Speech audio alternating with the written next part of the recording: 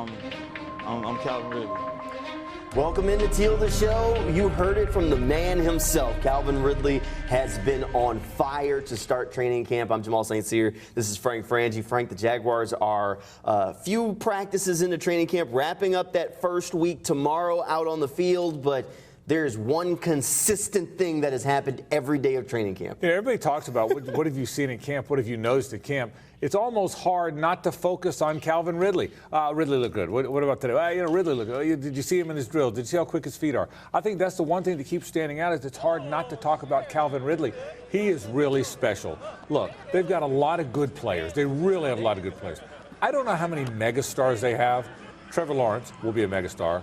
Calvin Ridley's one guy I think that can be that. That's why we're all buzzing about him. We haven't seen him play in a Jaguars uniform yet, but he looks like he might be the megastar, the kind of megastar that they haven't had very many of those guys. He really does. We've all almost sounded like broken records just talking about Calvin Ridley every time he gets out on the field. You know, Calvin Ridley looks really good. The biggest thing that I've taken so far from training camp, Frank, is that his jersey number isn't just a 0. Well, it is a 0. Right. But to him, it's an O. My name is Calvin Orrin Ridley, C-O-R. My mom called us the Core Boys when we were little, because all of us have the same initials, so it's just C-O-R, Calvin Orrin Ridley. It's not a 0, it's an O for my middle name. That's just the kind of guy that Calvin Ridley is. I mean, it is a 0, but to him it's an O, and he does have a good reason for it. You love to have a guy that has that sort of meaning behind a number, especially when it's a cool jersey like that, but I guess I got to throw away all the kind of 0 references to his jersey now. Here's the interesting thing about him. He has been such the focus of really camp. Everyone's talking to him. Everyone's talking about him. I think it's going to be good when he settles in, too. When there's a story about Zay Jones and about Christian Kirk, who are very good players, and he's just part of the offense. Look, he's still new. This is new to him. He's new to all of us. He's new to the team. And everything else is new. The facility's new and whatnot. I'd look forward, for Calvin's sake, to where he settles in and he's just part of the team, and we're talking about all of them collectively. I think that's going to be healthy. When we talked to him after practice the other day, he actually said, I haven't played in 2 years. The other team should focus on guys like Christian Kirk and just let me do my thing, and you worry about them. I'm rusty, right?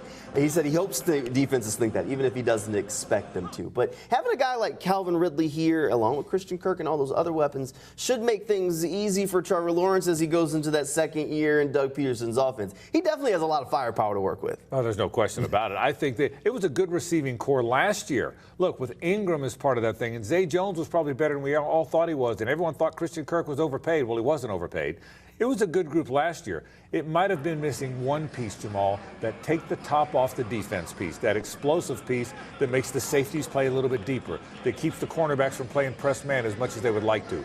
That's the piece they didn't have, and they have it with Calvin Ridley. They definitely have it now. And that second year in the offense also gives Trevor Lawrence a little bit of an additional command of things in the huddle. Press Taylor said that it's really Trevor's offense now, and he says he's seen so much growth from Trevor. His communication with the skill group around him has been fantastic. I mean, you throw a ball, I thought he was going to do that. We'll kind of talk about it first, and then, hey, go talk to him. So then he'll go over, talk to the guy. They'll get on the same page just because you can't have enough of that. That's where Trevor really has taken a huge leap from this time last year.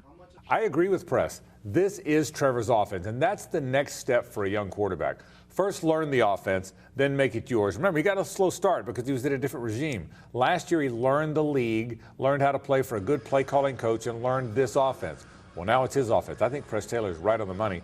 Trevor now, this is his. And this is a high-powered offense that he owns. I mean, Trevor Lawrence said that he would take his guys against just about anybody in the league. I feel really confident in our group up against anyone. You know, we don't play against the other skill groups. That's the thing. So it doesn't really matter as much. But to your point, I do think we are evenly matched, if not above. So I feel really confident in it. And you know what? Yeah. Trevor's right. They have a nice collection of pieces, versatility across the board. You mentioned maybe not the megastar outside of Trevor and maybe a Calvin Ridley, but a lot of dynamic players. Let me tell you another part of that comment too, Jamal. Yes, number one, he's right. They've got a lot of good players.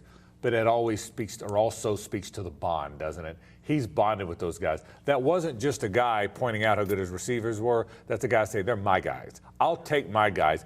I see that. You talk about culture. Everyone's tired of hearing the word culture, but that's part of the culture. I'll fight you with my guys. I love that he said that because what it meant emotionally, not just on the field. All right, that's enough about the offense. We could talk about them all day. We've got to give the defensive guys some loves. We'll do that when Teal the Show returns right after this break. Welcome back into Teal the Show. It's time to talk about these defensive guys. All right, so there are a few players that have really started to stand out so far in camp, but there's just so many good players along the defense. They had a pretty good season last year. Mike Caldwell's first year calling the defense. He's going into his second year. Maybe he knows his guys a little bit better now than he did a year ago, but Rayshawn Jenkins says they have the talent to be one of the top defenses in the league. Man, we're a top 5 defense in the league, and that's just real. You know, I feel like we put some good things on film last year, but this year is about being more consistent. I agree with Rayshawn that this defense can be very good. I don't think there's any question that it can be a good defense. But make no mistake about this. Unlike the offense, the defense hasn't really done it yet. People are buzzing about the offense. They're not buzzing about the defense. They're just not. We're hopeful that the 2 pass rushers become special because we know they're talented guys, Trayvon Walker and Josh Allen, top 10 picks, tough-nosed guys, hard workers, good guys. We think they can be that. Certainly the back end can be very good. Tyson Campbell already has. But I think there are question marks about the defense, and I think people are asking those questions. Nobody's asking questions about the offense. They've got a pretty good idea what that is. Jamal, I think people are asking questions about the defense, and I think that's fair until they've done it. And you know what? That is a fair assessment. They have to ask questions. People are asking questions about Trayvon Walker because he hasn't done some of the things out on the football field yet. Last year, he showed he could be a high-quality starter in the NFL as a run defender. But when you're the #1 overall pick, let's be serious, you at home expect a little bit more from that guy than just stopping the run, right?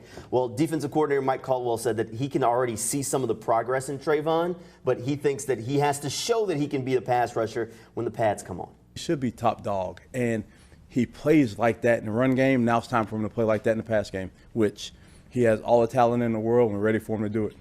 And that's a big thing for Trayvon. He does need to show that he can be that guy and just play freer, whether that's standing up or playing with his hand in the dirt. I think Trayvon can do that, but until we see it out on the field, it's just a belief. And that's the point with all of them. Certainly with Trayvon, for sure that's the point, Jabal. But I think that's the point with all these guys. Until the defensive guys step up, until Trayvon has the 13-sack season or Josh Allen has a 12-sack season or one of the defensive guys picks off 6 or 7 passes. Look, Foye Oluokan's already led the league in tackles. We know what he can do. But there's other guys, statistically, we don't know yet. Look, I feel good about the defense. I feel good about those 2 pass rushers. I really do. But I'm respectful of the fact that there's other guys in the league that have done it, and these guys haven't done it yet. And I like that, by the way, because I think that's a challenge. They know that. Trayvon knows it, and I think Trayvon Walker is going to be really good, by the way. I really do. But he knows those numbers haven't happened yet. I can't wait to see when they do. All right, Frank, let's wrap up on the defense there. We're kind of winding down on time here on Teal the Show, and, you know, I really love to wrap these things up with some sort of prediction. You and your predictions. I like to put him on the spot. I don't always tell him what I'm going to ask him beforehand. Before we get to that, though, we have to talk about maybe the guy that was the star of today's training camp practice. It's one of the tight ends, a guy that, you know, you at home may not know his name, but he stuck around last year, had a pair of touchdown passes that he caught today. Dynamic guy. I think you know who I'm talking about at this point. Yeah, Garrett Princeton. I will tell you, you know when we got his attention is when Evan Ingram talked about him. That's it. When Evan Ingram said, hey, watch out for Garrett Prince. He's a pretty good player. Well, now we're all starting to notice. He's also the down-the-field tight end. He's a pass-catching tight end. Look, I like that room all of a sudden. I really do believe that Strange will be their big physical tight end that can get down the field. You know how good Evan Ingram is. Luke Farrell, I think he's going to make the team. He's the blocker and the 3rd down and a half-yard guy. I like the room. I really do like the room. I think Garrett Prince is a guy that's going to play in the NFL. In today's NFL, he's that kind of tight end. He really is. He's a name that you may want to start getting accustomed to hearing because over the course of the preseason, he's going to get his chance to really make a mark on this roster. But so will a lot of players. You know, Frank, this year is a little bit interesting when it comes to Jaguars football. Normally this time of year, we're talking about a lot of position battles. Jaguars are pretty set up at a lot of positions. There's not a lot of them that are up for grabs, right?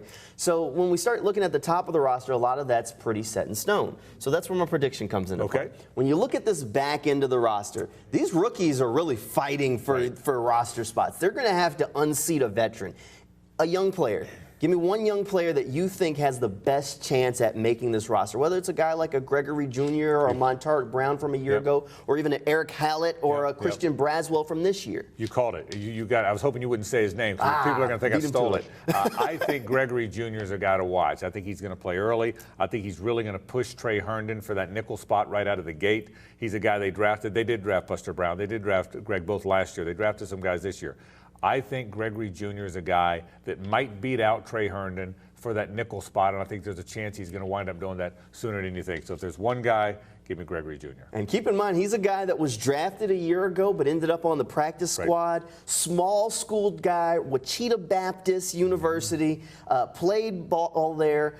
Mike Caldwell gave him a shout-out this morning when he did his press conference. He said that Junior has been in the weight room, really reshaped his body over the course of the year. So he's a guy that Frank Frangie thinks has a shot to really compete. He's been getting some early looks. We'll see if he can keep up the momentum once the pads go on. That's next week. We'll have another Teal the show before they go full pads, though, and we'll talk a little bit more about what you can expect when they do start to get a little bit more physical, and maybe we can start talking about those guys in the trenches.